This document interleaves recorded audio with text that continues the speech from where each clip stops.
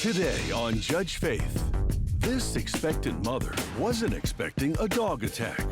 I've had miscarriages before, so I was so stressed out. I'm especially sympathetic, and you should be too, to a 20-year-old who's pregnant who gets bit in the face by your dog. But Judge Faith won't tolerate any more lies from this dog owner. Because you spent the last 10 minutes telling me they wouldn't give the dog... No, don't say no to me, because now I'm looking at the police report and it says something different.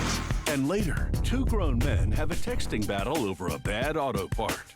So what happened when he came back to you and said, well, after "I'd like my money 60 back"? text messages on Father's Day, I felt like, I got to give him a bone. I got to throw him a bone, something. I got to make him feel better. Get him off my back so I can enjoy my holiday. And he was texting me like a 13-year-old teenage girl. Did you text him 60 times? 72.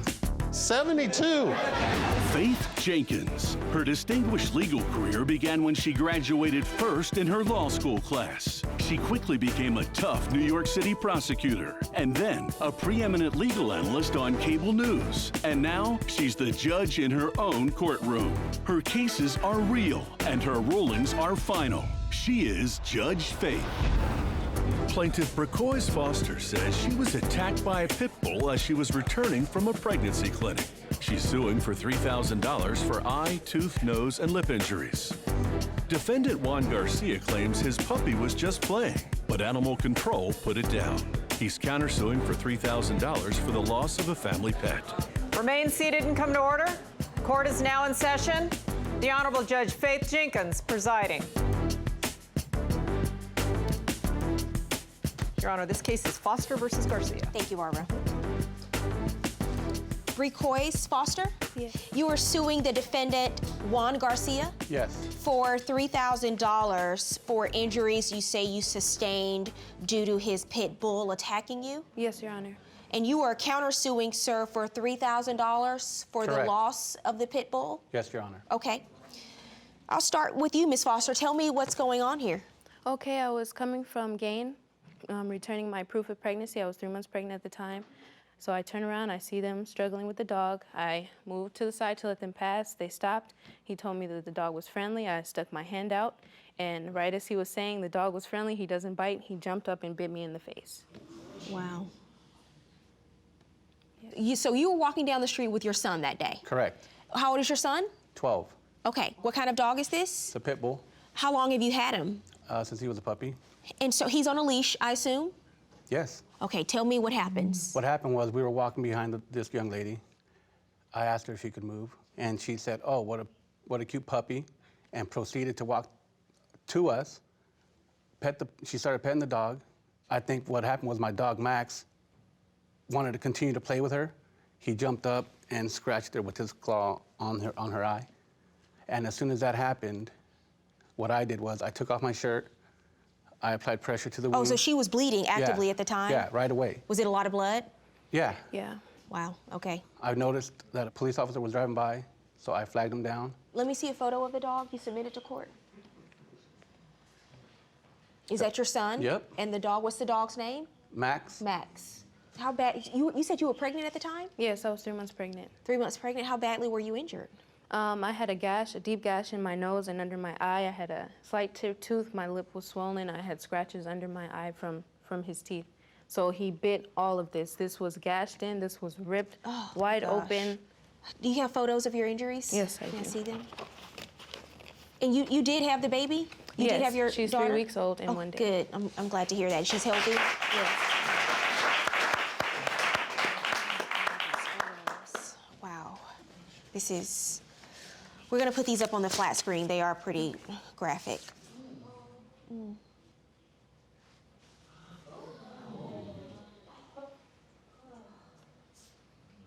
Next photo. Wow. So what treatment did you get for your eye? I had to get 4 stitches in my nose and 3 under my eye. And I didn't have the money at the time to go get it repaired, and due to my insurance, they denied me more coverage to get it fixed. And since it was already sewn up, they told me just to go home and see a specialist, but I didn't have the money for the specialist. So. What happened to Max? The officer wanted me to surrender Max, so I did so. And a couple weeks later, they had already put Max down. Okay, so you were trying to I was trying get to- the dog out? Correct, ma'am. At that time? And why do you think she owes you $3,000? Because I figure like this whole situation would have never happened if she would have just moved over and let us pass her by.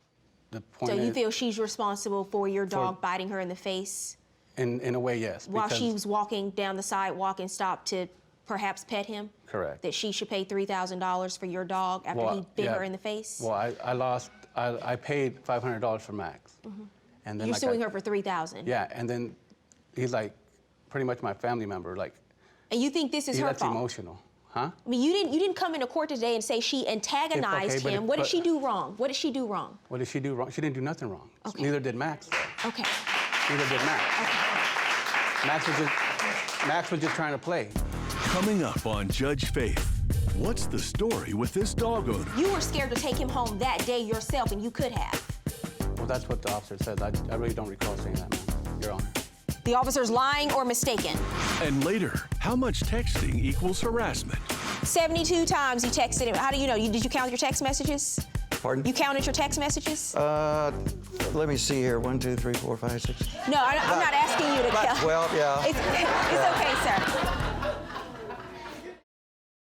Plaintiff Racoise Foster is suing the defendant for injuries she sustained when his pit bull scratched and bit her. Defendant Juan Garcia is countersuing because his dog was euthanized. You brought a witness with you today? Yeah, my son. Who did you bring? Oh, you My brought son? your son. Yeah. Okay, bring him into court. Just step aside behind your dad. Are you Zane Garcia? Yes. How old are you? 12. 12 years old? Okay, what grade are you in school? 7th. 7th grade? You had a dog named Max? Yeah. A pit bull? Yes. How long did you have Max? For 3 years. 3 years? Okay. Yeah. Why don't you just start from the beginning and tell me what happened when you were walking Max? She was walking the same direction, and my dad asked her if she could move out the way. And then she did what? And then she started petting him, and when she got off, Max wanted more attention, so he jumped up, and on accident scratched her eye. You saw a lot of blood? Well, I saw like a little bit of blood putting down. Now, before coming into court today, did you and your dad discuss your testimony? Yeah. What did you discuss? Like what to say, like, What to say? yeah, like, Did you tell him what you were going to say? yeah, like the truth. The truth? Because you know how important it is to tell the truth? Yeah. All right, thank you. Okay. Go ahead and walk behind your dad. Thanks. And out this door, please. Do you have any reports from animal control? Did you contact animal control to see if the dog had his rabies shots? Had the dog had shots? Yes, ma'am, he No, did. he did not have shots. Oh, you contacted animal control? Yes, I have all the papers. Oh, They let said me he see did that. not have any type of shots.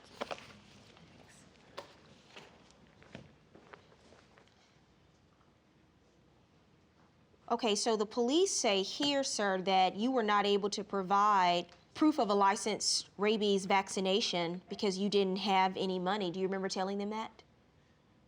Yeah, no, I do remember telling him that. Okay, so the dog didn't have his rabies shots. What do you mean? Sir, did you tell them that the dog didn't have his rabies shots because you didn't have the money? No, what I said was I had to surrender Max because they wanted me to pay a certain amount.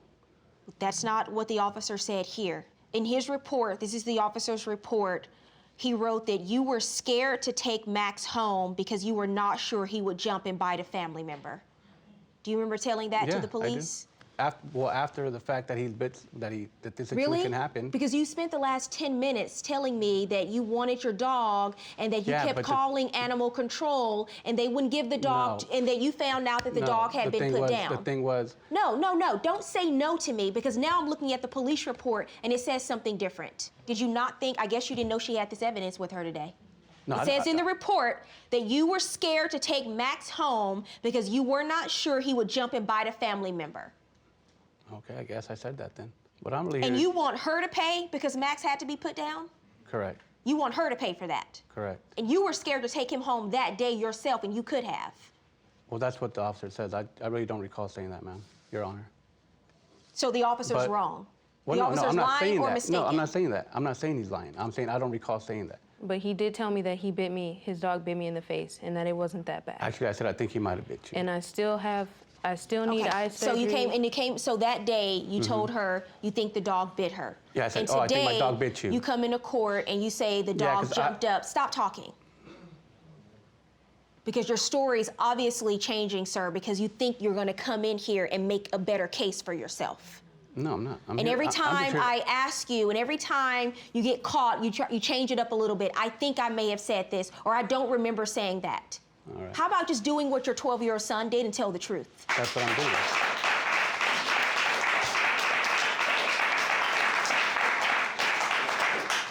You live in one of the states that has one of the strictest laws on dog bites, when dogs bite another person.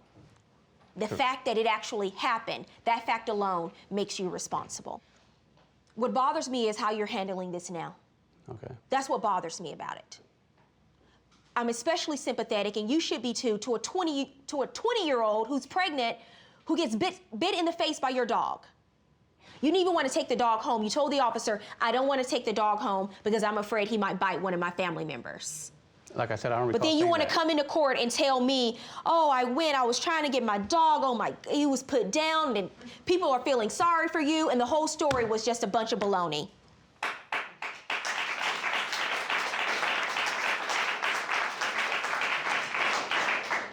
Your counterclaim for $3,000 is dismissed, but I'm ordering you to pay the full judgment to the plaintiff in the amount of $3,000. Good luck.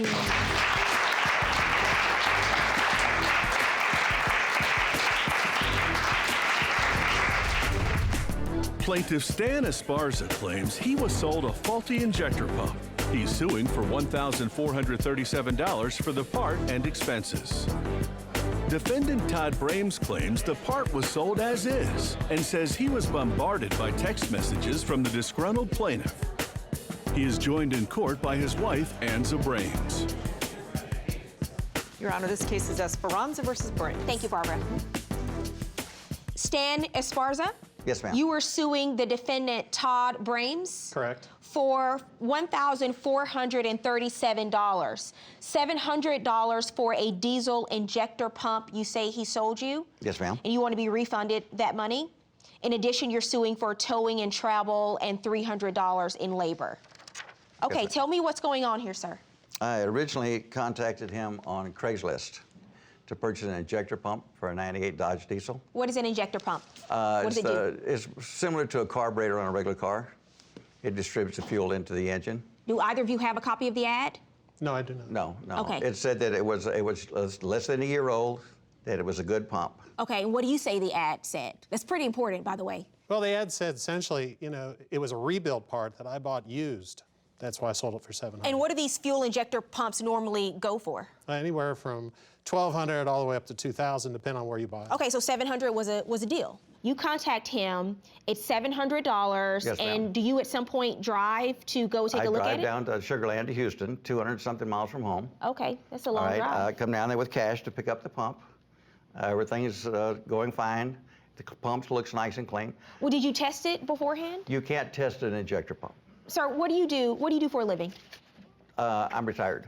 Retired? I'm on disability. In what profession? Mechanic and truck driver. Okay, so you were a mechanic. Yes, ma'am. So you're buying an injector pump from Craigslist from someone ma'am. you don't know. Right. Why would you buy a product and pay $700 for a product that you can't test? I'm just wondering, as a former mechanic, why you would do that. Well, because of the price, it implies there would be a good pump for $700. Where'd you get this pump from? I bought it 100 miles past San Antonio, which is about 450 miles. So you just went on Craigslist and you decided, I Yeah. don't need this pump, Yeah. right? And so you were going to sell it on I Craigslist. actually found it on Craigslist, yes. I sold it You to have a- him because I no longer needed it. Do you have a photo of the pump, sir? I do. May I see it, please? I'm just curious. I want to know what this looks like. Okay, let's look at this in the flat screen. Is this the pump you purchased, sir? Yes, ma'am. It So- looks new. I'm sorry? It looks new. That's why It I looks bought new, it. it's clean. What do? You try to install it in a truck? I put it in my truck. And what happens? It wouldn't bleed. The fuel has to go all the way through the pump to each cylinder before So it'll it wouldn't work? It wouldn't work. And why do you think he owes you a refund for the pump? I bought it on good faith. It was a good pump for $700. I gave him $700 of my hard-earned So money. you went back to him and you asked him for your money back? Yes, ma'am. And he said no initially? He said no, as is. So what happened when he came back to you and said, Well, after "I'd like my money 60 text messages on Father's Day, get him off my back so I can enjoy my holiday. We were going to the beach, taking my boat, we're gonna have a great day. And he was texting me like a 13-year-old teenage girl. Coming up, Did the plaintiff text the defendant to insanity? And I just felt like, he's not doing me any favors driving me crazy. Plaintiff Stan Esparza is suing for a defective fuel pump and repair expenses. Defendant Todd Branes says he sold the used part as is. I absolutely, positively decided at that point, he's insane. And I just felt like, he's not doing me any favors driving me crazy. I sold him as is, no warranty, nothing implied, nothing guaranteed on Craigslist. It's like he's gonna go back to a garage sale and get his money back for some little buffet that just doesn't quite do the job. I just felt like, please, let's be gentlemen about this. But after 60 text messages, Did you text him 60 times? Those are his text messages. 72. 72. Lord have mercy. I mean, come on. I have a lot of time on my hands. I understand you brought a witness with you today, sir? Yes, I did. Your wife? Would you step up, ma'am? What do you have to say about this? When it was Father's Day, he left the car on because he was texting so many times. Oh, wow. We left the car on in the driveway, we went to the beach, and when we came back at nighttime, the car, all the gas was out. And also, our neighbor had our keys. He left the key and the engine on. You left the car running the entire that's day. how distracted he was, or he had distracted me from a holiday. This is Father's Day, Stan. Yeah. So that was it, because he was telling me that this guy was texting him. How long after you sold the fuel pump did he start texting you, asking you for your money back? 18, 19 days. 19 days later, sir? It was between the 25th and the 12th. Okay, thank you, of ma'am. May. 72 times you texted him. How do you know? Did you count your text messages? Pardon? You counted your text messages? Let me see here. 1, 2, 3, 4, 5, 6. No, I'm not asking you to about count. 12, yeah. It's okay, sir. It's okay. Yeah. We don't have that kind of time. Yeah. $700 is a lot of money to spend on a product that you can't test ahead of time, because Craigslist sales, he's right about this one point. When you buy something from Craigslist, it is an as-is sale. It's an as-is sale. Unless someone gives you a warranty, a written warranty, or a guarantee that it works, which he didn't, it's an as-is sale. Everything you've told me, sir, everything you told me does not establish that this is a person who gave you a written guarantee or any guarantee that this pump would work. He told you perhaps what he thought. I think it's a good pump. He doesn't know. And then you know that he bought it from another party. And basically when you buy something from Craigslist, it's buyer beware. And as a former mechanic, you should know better. And here's the thing, you wanted a deal. You saw a pump on Craigslist for $700. They normally go for $1,200 or higher. You wanted a deal. So that's why you paid $700 for the pump. You didn't pay it because, if they're selling it for $700, it must be good. You thought you were getting a bargain. It doesn't work, but that's not his fault. Because when you buy something on Craigslist, you buy it as is. It is by default an as-is sale, unless you can come into court and produce to me a guarantee, a warranty from the defendant, and you have not been able to do that. So what I can do is I can go back on Craigslist and put that pump on there and say I bought this from a person that said it was good for $1,100 and sell it to somebody else for $700? No, because you can't lie. Because you now know that the pump is bad.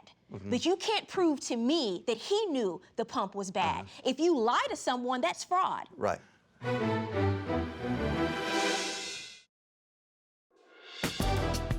And now, Judge Faith rules. If you came in here and said he knew the pump was bad, he lied to me, completely different case, completely different scenario, completely different ruling. But you can't do that. But if you turn around and do that, then you're committing fraud, sir, so you can't do that. Okay. Unfortunately, this is just one of those things that didn't work out for you. But buyer beware, it's an as-is sale, and I can't do an as-is sale without a written guarantee or some kind of warranty from the defendant. Judgment in this case for the defendant. Good luck. Thank you, Honor. If you or someone you know has a dispute, don't take the law into your own hands. Let Judge Faith rule on it for you. To submit your case, go to judgefaith.com and tell us your story. See you in court.